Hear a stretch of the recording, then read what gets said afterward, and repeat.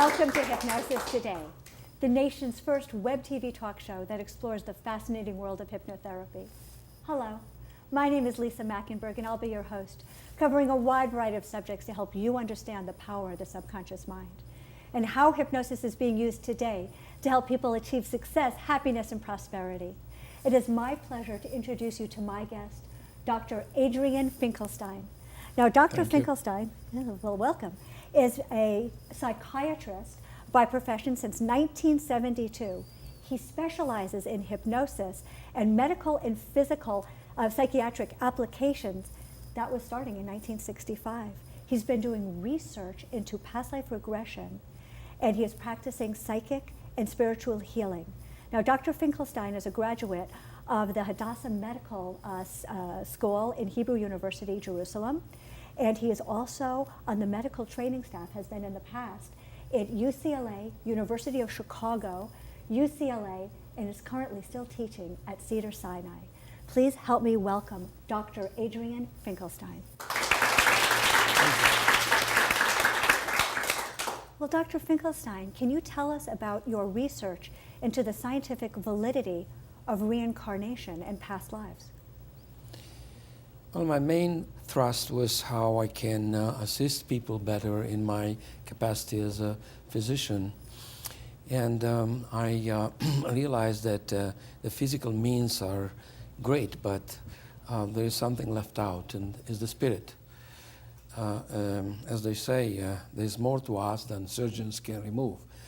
I love that. So I decided to pursue this line of interest, which led me to, first of all, a personal experience, and that was waking up in the morning one day and having a vision of being at another time, another place. It was in a vivid glow of brilliant orange light, and I was healing people. And it occurred to me, though I'm a scientist, and I felt sort of taken back that I'm a healer somewhere. Later on, I realized I was a healer in Iran, and I was caring about my patients, and I was very dedicated. And then all of a sudden, that glow of light dissipated. It's like in this states of twilight that we are just prior to waking up in the morning. I wasn't completely awake. Yes. So, I realized that, and I had goosebumps, you know, and I thought, well, am I going to share it with my wife or not, or I will tell someone? Sure, of course. And they would think I'm crazy. So anyway, I decided to conduct a research project, and I had about 700 volunteers from all walks of life. And then I wanted to prove whether a so-called past life is fact or fiction. Sure. So how did you go about doing the scientific research?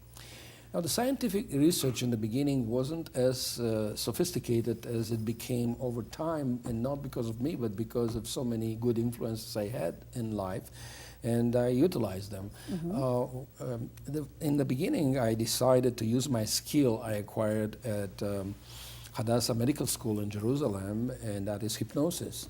I've been doing for 38 years. Yes. So I decided to hypnotize people to see if they recall past lives. Now, there's John Doe and Jane Doe. How are you going to prove that? You don't have enough public record, right?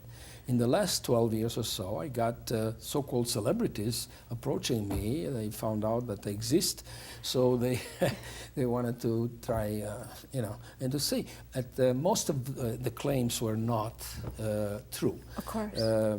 However, there is an advantage researching celebrities because you have a lot of public record that you can compare to and see. It's not like, oh, tell me this. Everyone wants to reincarnate as Napoleon and Cleopatra. This is the, well, not really, yeah. But hey, if people reincarnate, and 3/4 of the population of the world believe in reincarnation, and the greatest minds are in our company for that, then give me a break. Then celebrities have a right to reincarnate too. Absolutely, but most people, don't they come back as potato peasants? Because isn't that where most of us were? Yeah, so in any case, but one of them was 12 years ago, was a famous singer, Sherry Lee, on the top of the charts in Europe and Canada with her song Ordinary Love. Yes. Remixed by Sad. And she had nightmares and flashbacks of having lived as Marilyn Monroe, and she attempted suicide several times. Oh my! And Marilyn Monroe died of an accidental overdose. So apparently, but anyway, there's a lot of controversy about that. But the point is, she couldn't come. I had to travel to Toronto, where she resides. And I went several times. I hypnotized her, and I got like about 40 hours of videotape Past Life Regression. She was very emotional, especially when she was rejected by JFK. And when she died, she said that it wasn't murder, it was just an accidental suicide. It appeared in CNN, MSNBC, BBC, first page of Los Angeles Times, and Chicago Tribune, and Boston Globe, Sunday Telegraph. It was all over the place. It had a high publicity. It was in 2006. But I have to hold your feet to the fire now. If we can get public records to validate past lives, can't people who wish that they were Marilyn Monroe or Cleopatra or anyone, can't that person research it too and make a very convincing case, either deliberately or just subconsciously? What other kind of evidence, you're a scientist, so am I, do we have that some of these people were reincarnations of these very, very famous people? That's a very excellent question, and my answer is simple. You know, there is a very well researched by Zilberberg, a very well-known hypnotist, and others et al., phenomenon of selective amnesia. Under hypnosis, you can induce selective amnesia. And I'll give you a simple example for the understanding of everyone that is not necessarily into hypnosis. If there are 5 fingers and you suggest under deep hypnosis to your client to forget finger number 3, to erase it as if it's not there, and then you ask the same client to count the fingers, the count will be 1, 2, 4, 5. I've seen that. Okay. I've seen that. The point is that by the same token, what I'm doing, I am suggesting to the so-called celebrity that if she is really that celebrity, to erase all memories from public records she's aware of, books, internet, films, Yes. Press, and anywhere that she achieved it. And if she is that person, to be able to give me only the information that's authentic, and that would be the memories, experiences, and feelings of that authentic person. So in this way, temporarily, I blocked finger number 3. I got it. But now I'm going to leap to more scientific stuff, not from 30 years ago, but based on the current research and current scientific method. Things like face recognition, personality, the human genome. Can you speak to that? Yes. I will start with what I progressed to learn myself in the last 12 years or so. And that is that first of all, I came up with ideas from Kabbalah.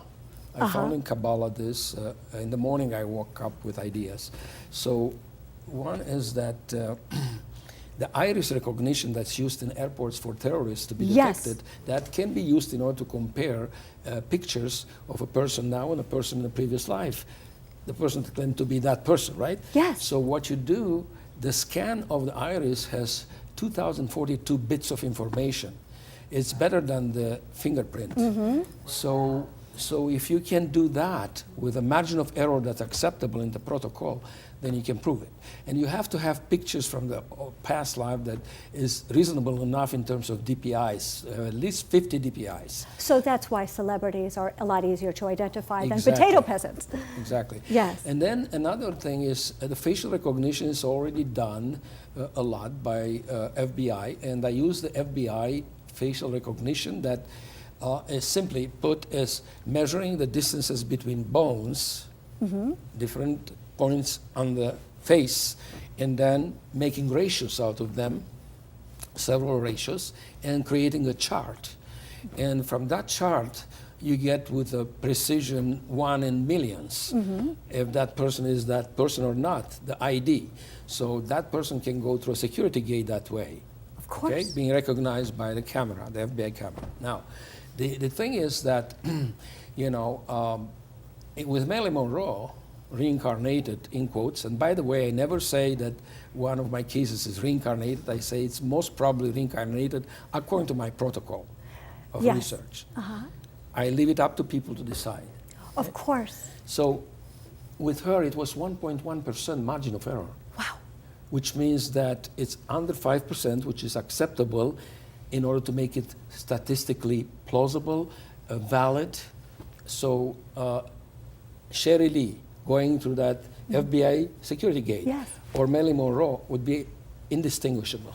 When we come back from break, we're going to talk more with Dr. Adrian Finkelstein about the therapeutic value of past life regression, both physically and psychologically. Dr. Finkelstein is also going to do a demonstration for us and teach us his rapid induction to get a subject from this state into a past life regression. I wanted just to mention his wonderful book that we just talked about, Marilyn Monroe Returns. So please stay tuned and we'll learn more about past life regression therapy with my guest, Dr. Adrian Finkelstein.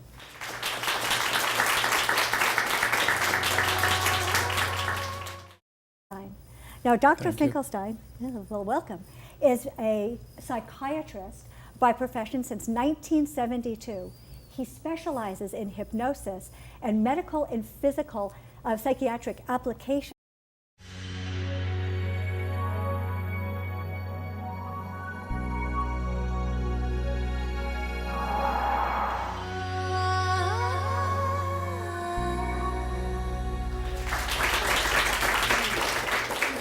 Welcome to Hypnosis Today, the nation's first web TV talk show that explores the fascinating world of hypnotherapy. Hello, my name is Lisa Mackenberg, and I'll be your host, covering a that was starting in 1965. He's been doing research into past life regression, and he is practicing psychic and spiritual healing. Now, Dr. Finkelstein is a graduate of the Hadassah Medical, wide variety of subjects to help you understand the power of the subconscious mind and how hypnosis is being used today to help people achieve success, happiness, and prosperity. It is my pleasure to introduce you to my guest, Dr. Adrian Finkelstein.